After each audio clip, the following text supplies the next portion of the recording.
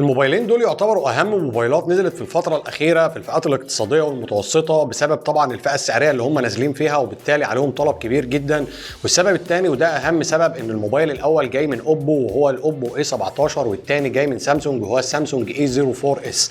طبعا موبايلات اوبو وموبايلات سامسونج من اكتر الموبايلات مبيعا، خاصه كمان في الفئات الاقتصاديه والمتوسطه. فانا حبيت اعمل الفيديو مقارنه بين الموبايلين دول، لان بالتالي هيكون عليهم طلب شراء كبير جدا. الموبايلين نازلين في فئه سعريه واحده اللي هي $170 تقريبا لنسخ 4 جيجا رام مع ذاكره داخليه 64 جيجا و128 جيجا لسامسونج.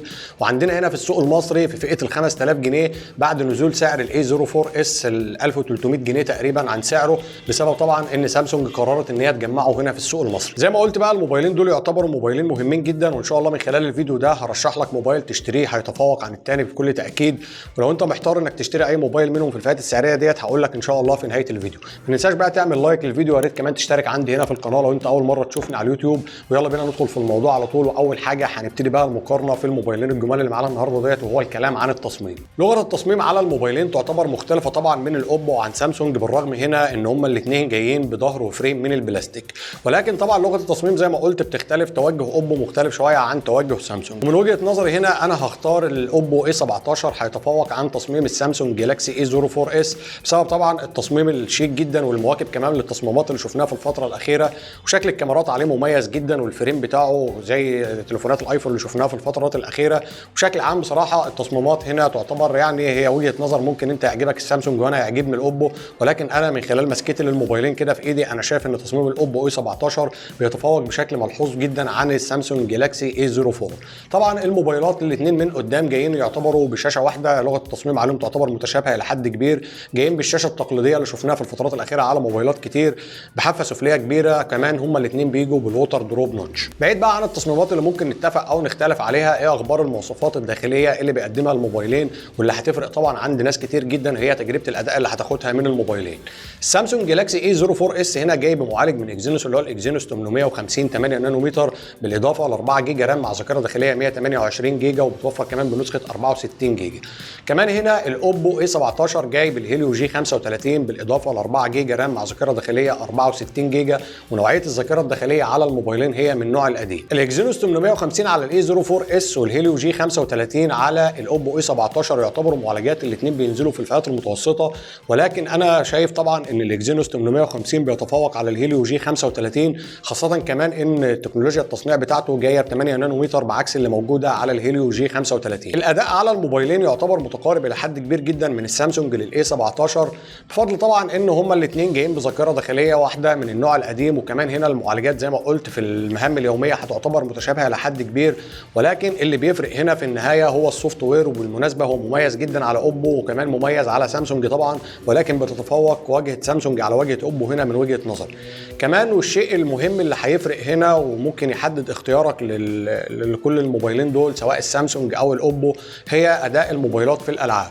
وبيتفوق هنا طبعا السامسونج جالاكسي A04s عن الاوبو A17 بفضل المعالج ده، وهتلعب مثلا العاب زي بابجي وكول اوف ديوتي والحاجات اللي بالشكل ده كده على جوده مرتفعه شويه عن الهيليو G35 اللي موجود على الاي 17. كمان برضو من الحاجات اللي هتفرق بشكل كبير جدا بصراحه في استخدام الموبايل بشكل عام هو ان السامسونج جالاكسي A04s جاي هنا بمعدل تحديث للشاشه 90 هرتز، ودي حاجه مش موجوده هنا على الاوبو A17. فبشكل عام اداء الموبايل على السامسونج او على الاوبو يعتبر متقارب، وان كنت انا شايف في النهايه ان السامسونج بيتفوق على الاوبو هنا بسبب معدل تحديث الشاشه بالاضافه كمان لجوده الموبايل في الالعاب. وبخصوص بقى نقطة الشاشة دي النقطة الثانية اللي هتاخدنا للشاشات بتاعة الموبايلات سواء الأوبو أو السامسونج.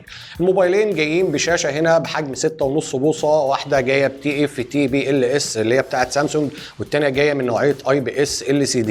دي بتدعم الريفريش ريت 90 هرتز، دي ما بتدعمش الريفريش ريت 90 هرتز. الاثنين طبعا جايين بحجم 6.5 بوصة، والاثنين كمان جايين بدقة HD+. الشاشات هنا في تجربتي لهم الاثنين يعتبروا متقاربين إلى حد كبير جدا. البانل اللي موجودة على الأوبو بتاعته تعتبر مشابهه الى حد كبير جدا زي ما قلت للبانل اللي موجوده على سامسونج.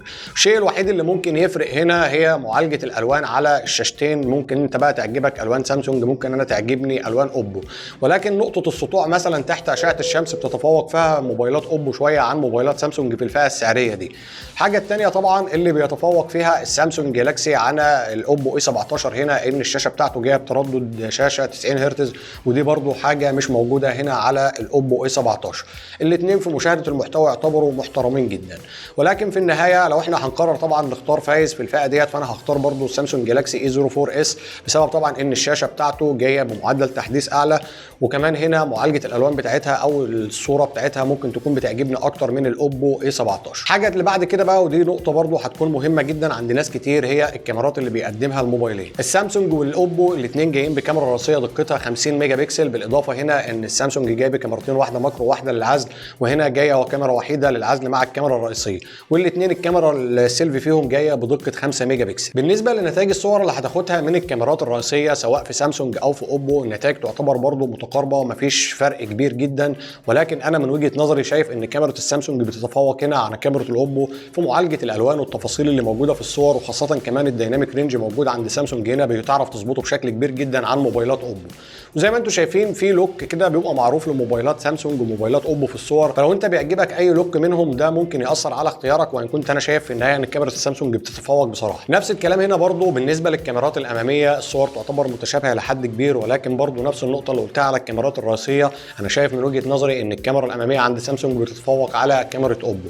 تفاصيل فيها اكتر، وبرضو طبعا العزل هنا موجود في الكاميرتين بيشتغل عن طريق السوفت وير، والاثنين احيانا الصور بتطلع فيهم مظبوطه واحيانا ثانيه لا. زي ما شفنا برضو الكاميرات يعتبر فيها تشابه كبير، وان كان برضو في النهايه اللي تفوق هنا هو السامسونج اي 04 اس. بالنسبه بقى للجانب العملي اللي هتاخده من الموبايلين سواء في البطاريه في الشبكات والحاجات اللي بالشكل ده كده، عندك هنا الموبايلين جايين ببطاريه قوتها 5000 ملي امبير، ولكن بيتفوق السامسونج هنا طبعا في انه بيشحن عن طريق اليو اس بي سي، وللاسف هنا الاوبو اي 17 بيشحن الشحن القديم عن طريق المايكرو يو اس بي، ودي حاجه بيتفوق فيها السامسونج طبعا.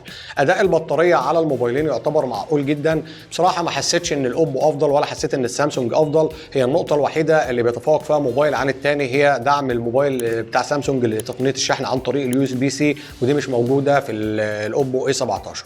بالنسبه للشبكات سواء شبكه الواي فاي او شبكه الاتصال عامه، وبالنسبه للصوتيات يعتبروا متشابهين برضو في نقطه الصوتيات، ولكن بتتفوق طبعا موبايلات اوبو عن موبايلات سامسونج في اداء الشبكات سواء شبكه الواي فاي او شبكه الاتصال. عوامل الامان على الموبايلين الاثنين عليهم بصمه على زرار الباور شغالين بشكل كويس، وان كانت البصمه اللي موجوده على الاوبو اي 17 افضل شويه من اللي موجوده على الاي 04 اس. اخيرا بقى سعر الموبايلات والحكم عليهم، وايه الموبايل الكسبان معانا في المقارنه اللي في الفئه السعريه دي.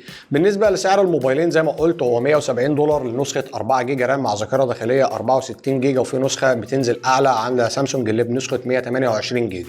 موبايلين سعرهم $170 عندنا هنا في مصر في فئه ال 5000 جنيه، وزي ما شفنا بيتفوق السامسونج جالاكسي اي 04 اس على الاوبو اي 17 في حاجات كتير جدا. اشهرهم هنا طبعا معدل تحديث الشاشه جايب 90 هرتز، دي حاجه مش موجوده هنا.